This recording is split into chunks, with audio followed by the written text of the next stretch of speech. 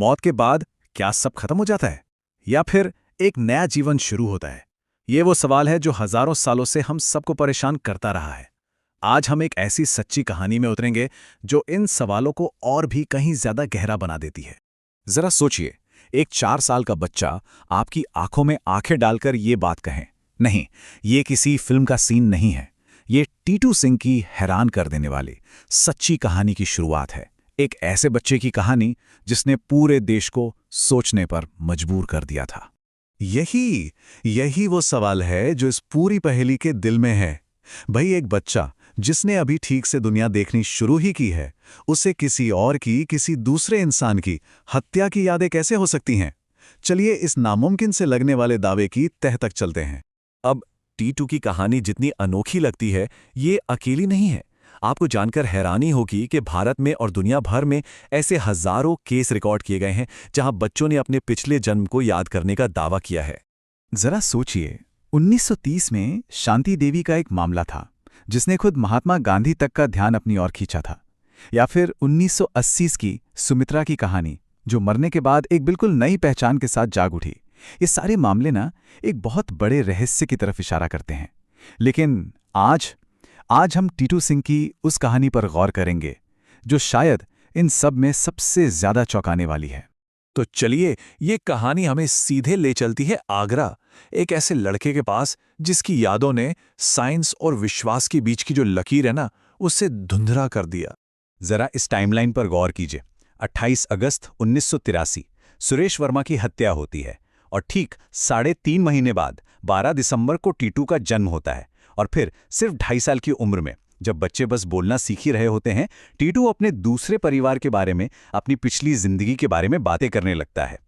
और ये कोई धुंधली यादें नहीं थीं, नहीं, उसके दावे तो इतने पक्के और साफ थे कि सुनकर कोई भी चौंक जाए। नाम, रिश्ते, अपना बिजनेस, यहां तक कि अपनी मौत का तरीका भी। वो लगातार अपने असली घर जाने की जिद करता था। जाहिर है, उसके माता पिता इस सबसे बहुत परेशान थे। तो अब सवाल ये था कि इन दावों को सच कैसे माने, इन्हें परखा कैसे जाए? तो टीटू के बड़े भाई अशोक ने फैसला किया कि वो आगरा जाकर खुद सच का पता लगाएंगे। और जो उन्हें मिला वो वाकई चौंकाने वाला था। उन्हें न सिर्फ सदर बाजार में सुरेश रेडियो नाम की दुकान मिल गई, बल्कि जब सुरेश का परिवार टीटू से मिलने आया तो उस छोटे से बच्चे ने एक एक कर सबको उनके नाम से पहचान लिया।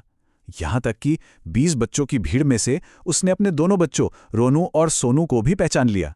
लेकिन कहानी का सबसे हैरान करने वाला सबूत तो टीटू के शरीर पर था। देखिए, सुरेश वर्मा की जो पोस्टमार्टम रिपोर्ट थी, उसके मुताबिक गोली दाहिनी कनपटी यानी राइट टेम्पल से अंदर गई थी और बाएं कान के पीछे से बाहर निकली थी। और अब आप सुनेंगे तो चौंक जाएंगे, टीटू के शरीर पर ठीक बिल्कुल उन्हीं 2 जगहों पर जन्म के निशान थे। क्या ये सिर्फ एक इत्तेफाक हो सकता है? अच्छा, टीटू की इस कहानी ने सिर्फ दोनों परिवारों को ही नहीं हिलाया, इसने वैज्ञानिकों और रिसर्चर्स का ध्यान भी अपनी तरफ खींच लिया।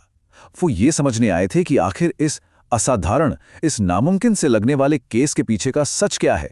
और फिर इस मामले की जांच के लिए एक एक्सपर्ट्स की टीम बनी।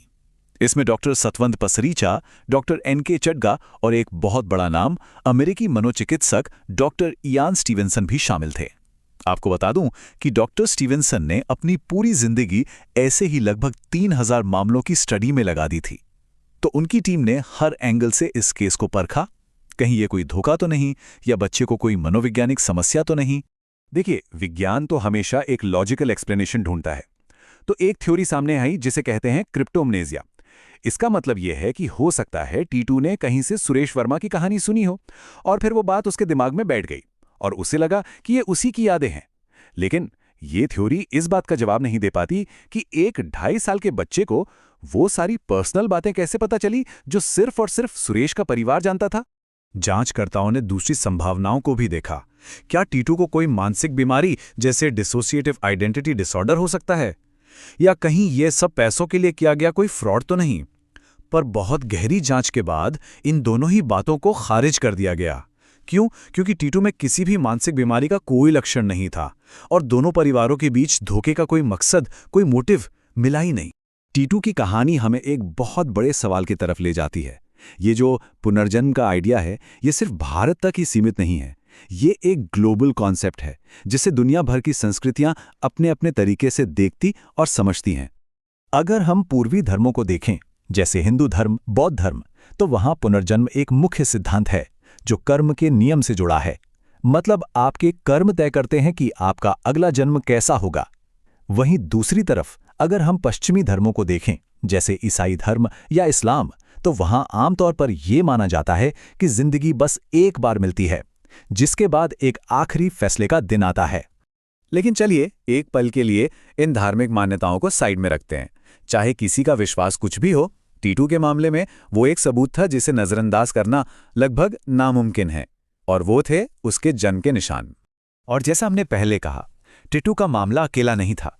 शांति देवी का केस, जिसकी जांच महात्मा गांधी की बनाई कमेटी ने की थी, या फिर सुमित्रा या शिवा का अजीब मामला, इन सब ने जांचकर्ताओं को हैरान कर दिया था। ये सारे मामले ना एक पैटर्न की तरफ इशारा कर रहे थे, एक ऐसा पैटर्न जिसे समझने के लिए एक रिसर्चर ने अपनी पूरी जिंदगी लगा दी।